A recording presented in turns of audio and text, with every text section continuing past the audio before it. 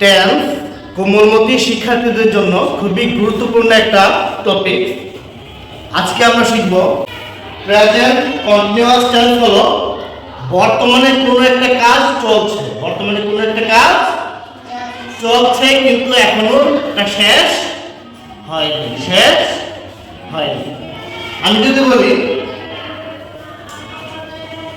আমি স্কুলে যাচ্ছি, আমি স্কুলে, তার মানে কি বাসায় বসে রয়েছি, স্কুলে পৌঁছাই গেছি, পৌঁছে যাবে মানে রানিং চলমান আছে, এখনো পৌঁছাইনি কিন্তু আমি যাচ্ছি, চলমান, এখনো কি কাজটা শেষ হয়নি।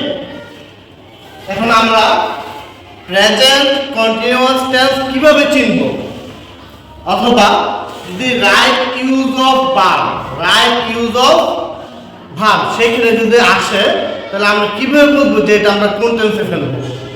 তো সহজে দেখে নেই।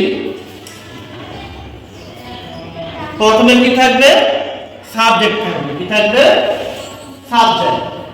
তারপরে অক্সিলারি ভার্ব হিসেবে থাকবে am is are, am is are, হয় এম থাকবে অথবা ইজ থাকবে অথবা আর থাকবে। তারপরে একটা ভার্ব থাকবে, ভার্বের সাথে আইএনজি থাকবে, ভার্বের সাথে আইএনজি থাকবে।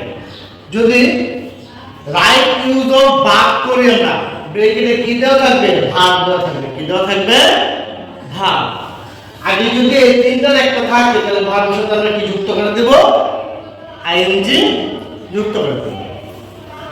এই যে দেখো, I am going to school, আমি স্কুলে যাচ্ছি, আমি স্কুলে এখনো পৌঁছে যাইনি, আমার যাওয়াটা এখন শেষ হয় নাই, চলমান। যে এম আছে, ভার্বের সাথে কি আছে, আইএনজি আছে, কি আছে, এখানে গো হলো ভার্ব, গো হলো কি ভার্ব, এর সাথে আইএনজি আছে, going. He is going to school, সে স্কুলে যাচ্ছে, তাহলে ইজ আছে, ভার্বের সাথে কি আছে, ING. You are going to school, তুমি স্কুলে যাচ্ছ, আর আছে, আর ভার্বের সাথে কি আছে, আইএনজি আছে। তাহলে আমরা কিভাবে বুঝবো যে প্রেজেন্ট কন্টিনিউয়াস টেন্স কোন একটা কাজ চলমান আছে কিন্তু এটা এখনো শেষ হয়নি।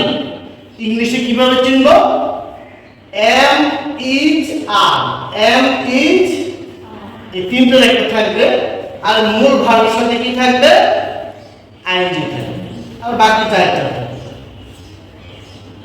ধন্যবাদ সবাই।